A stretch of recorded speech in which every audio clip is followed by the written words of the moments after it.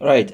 In this video, we're going to talk about parallel, intersecting, and skew lines in 3D.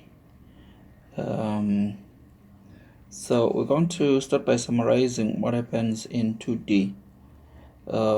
So in two-dimensional space, when you have got two lines, there are three possibilities.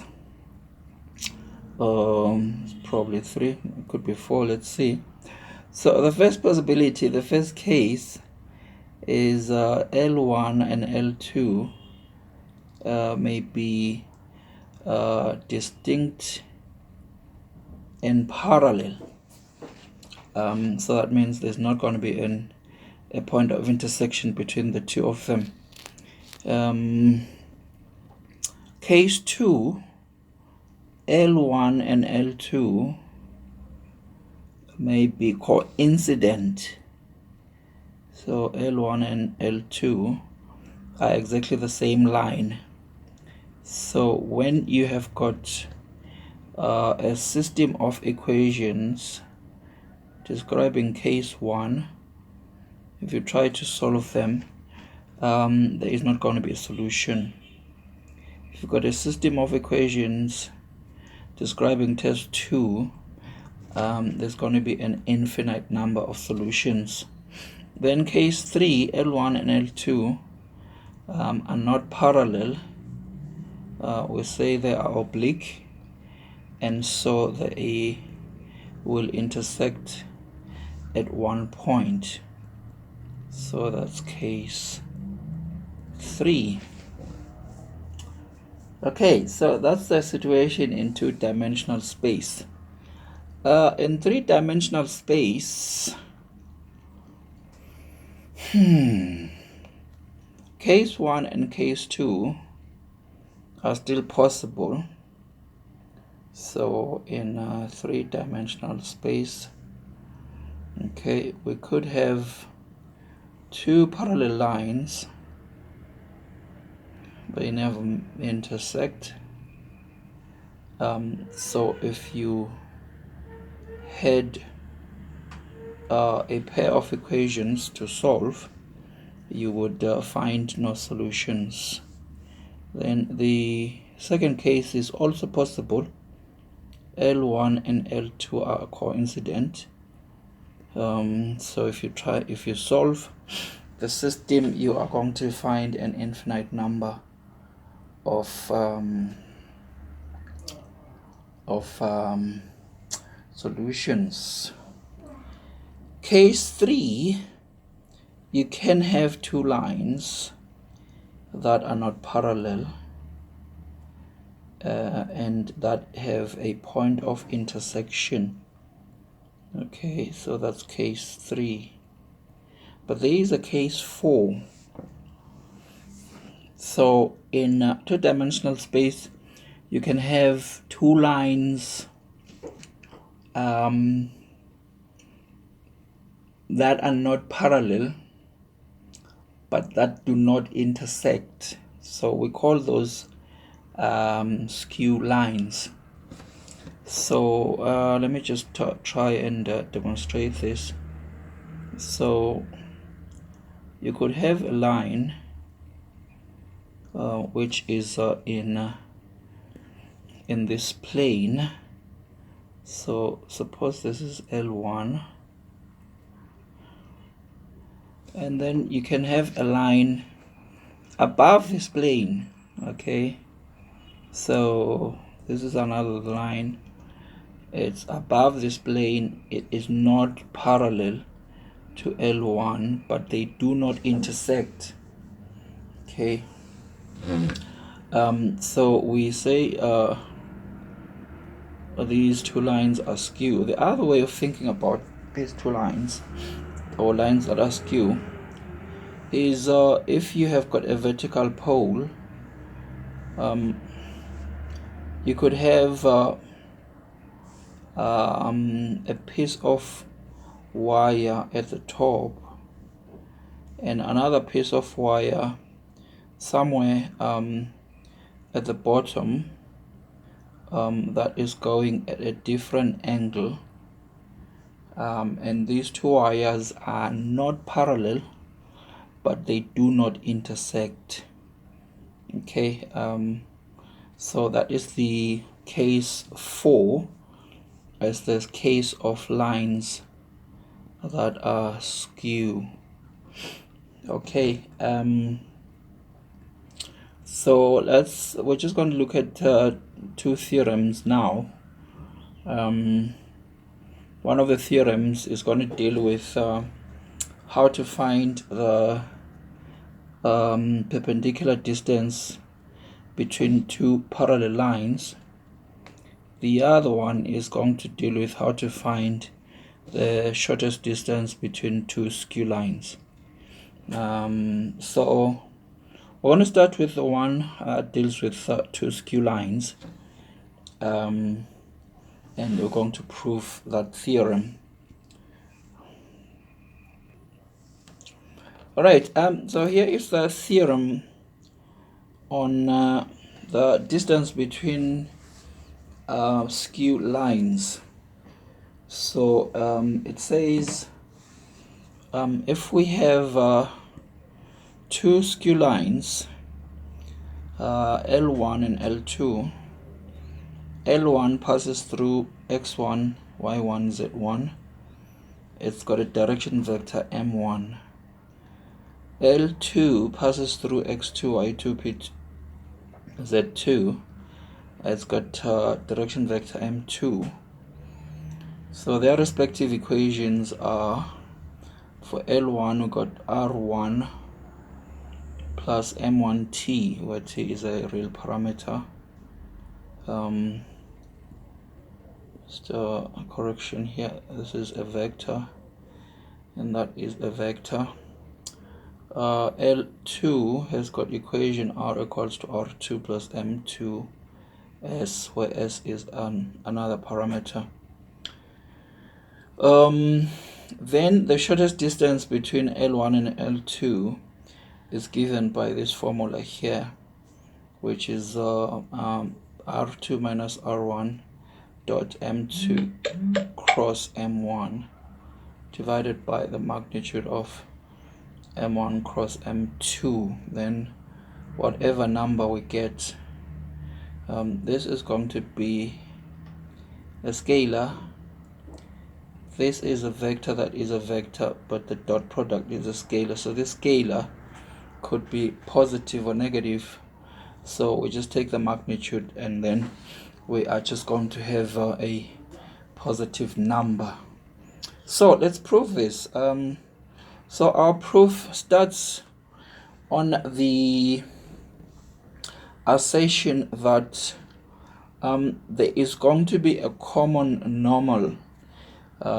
So at the point where these two lines are closest to each other, they are going to have a common normal. Okay, so let Q1 on L1 and Q2 on L2 be the ends of the common normal. The common normal.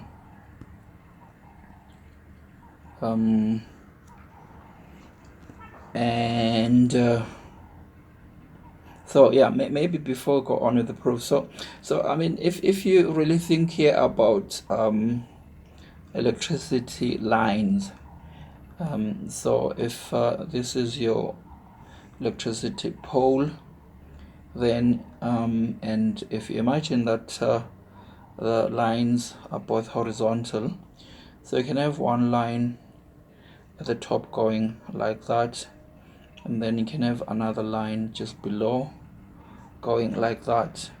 So they are at different angles, but since they are horizontal, both of them are at 90 degrees with the pole. Okay, and so the pole here would represent the common normal between these two. So if you imagine this is L1, it's got R1 somewhere there, and it's got M1 direction vector. Imagine this is L2.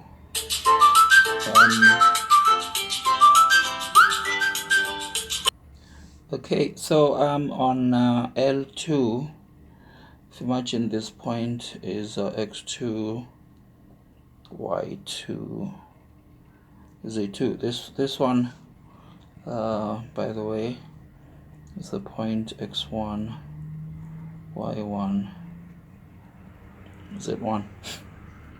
So the position vector of this point is r1. Position vector of this one is r2.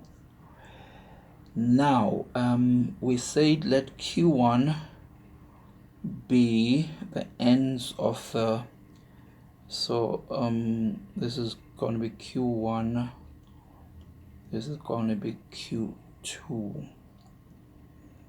Okay, so these are the ends of the common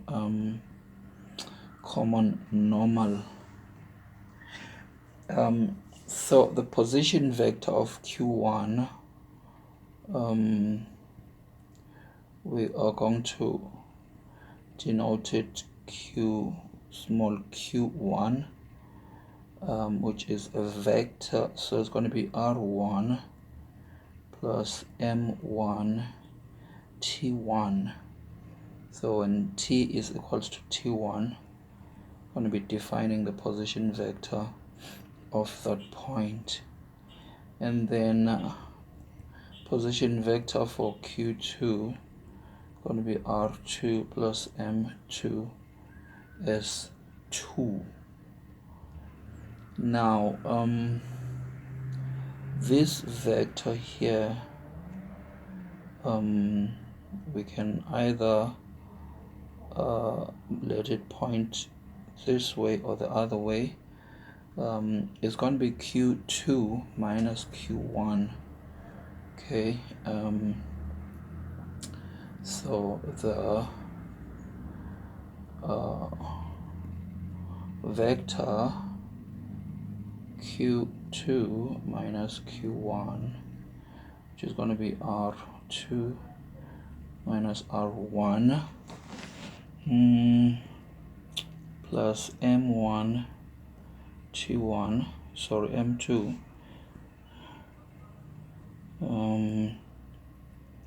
m2 s2 minus m1 t1. So that's going to be the vector of the line segment we're interested in, okay, which is this one here, but we actually want the magnitude of it.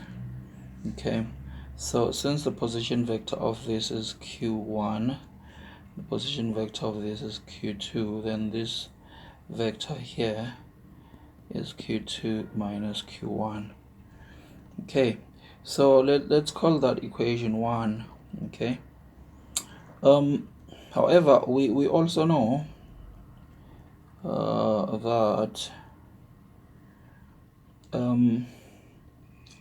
since the direction vector of this line is m2, the direction vector of this one is m1, then m2 cross m1 is going to be perpendicular to both lines, so it's actually going to coincide.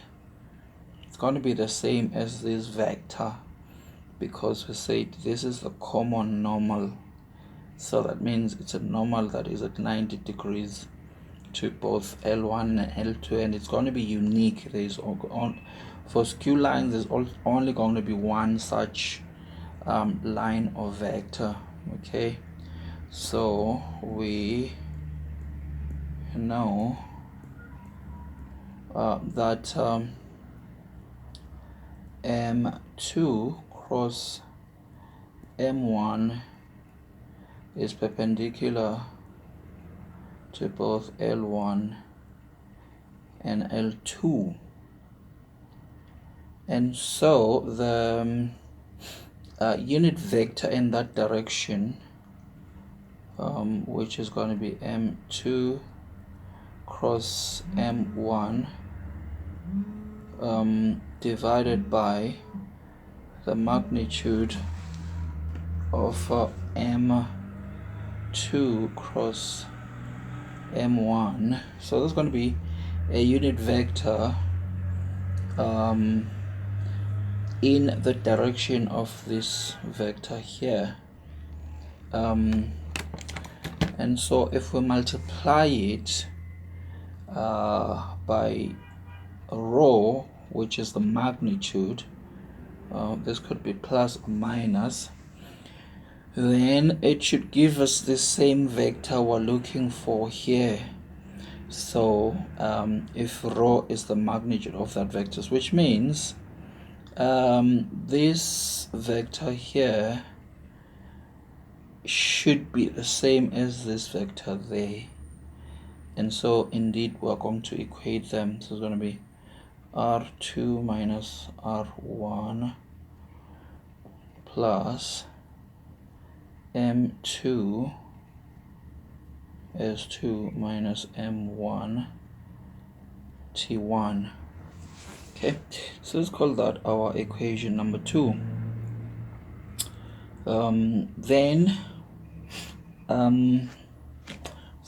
So the main thing here is rho is the length of the common normal.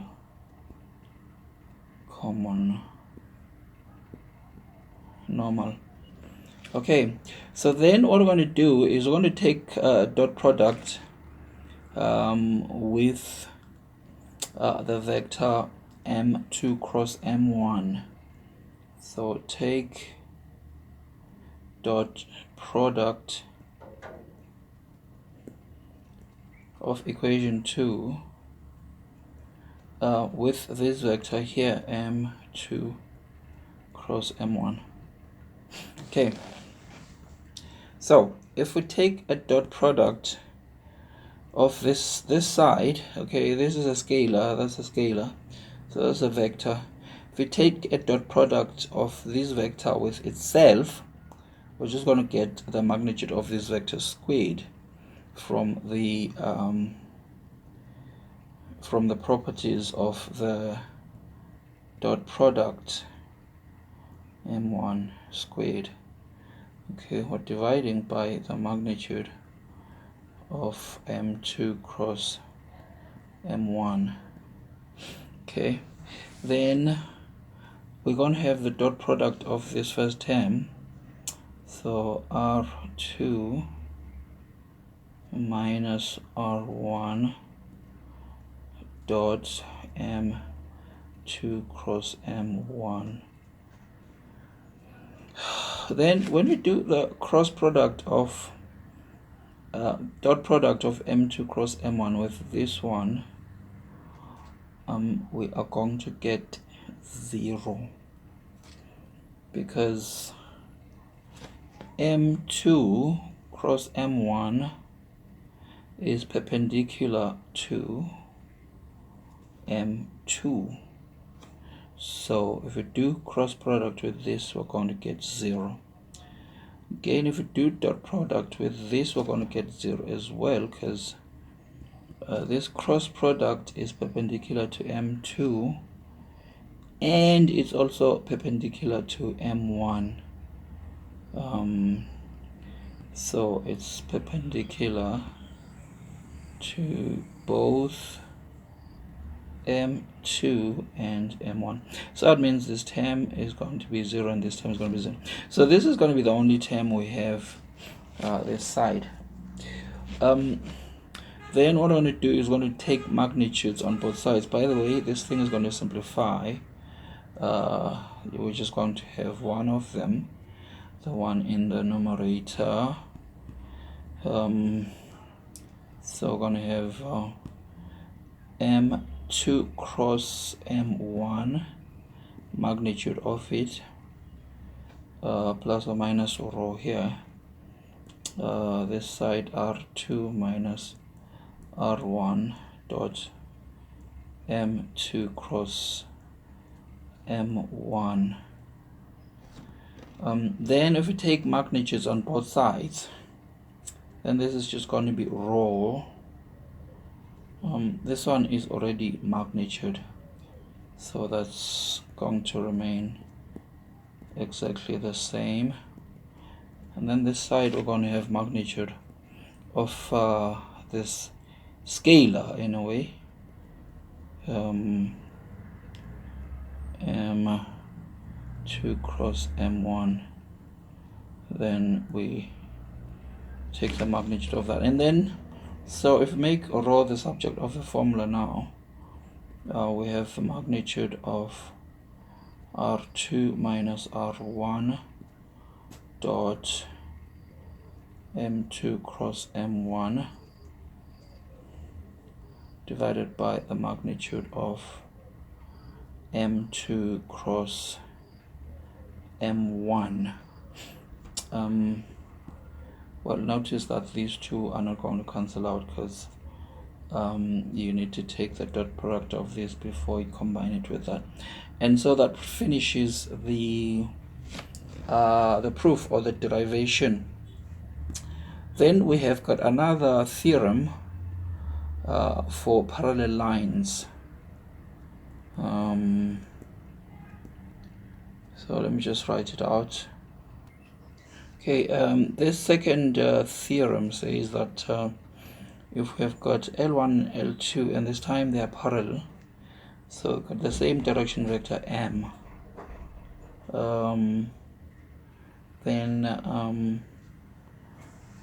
L1 and L2, if L1 and L2 pass through P1 and P2 respectively, then the equations are going to be given by these two, and the shortest distance between the two lines is going to be given by this formula here. So we are not going to prove that. You can have a go at it as an exercise. The thing that I want to mention before we end this video is that if two lines L1 and L2 are parallel, then basically the two direction vectors are either going to be exactly the same, or they could be constant multiple of each other. So if for instance M1 is 1 minus 2, then a line with minus 2, 4 is going to be constant, is going to be parallel to L1. Notice here that if we factor out -2, then this is 1, -2 inside here, which is so this is -2 times M1. So the two lines are going to have direction vectors that are either identical, exactly the same, or they could be constant multiples of each other.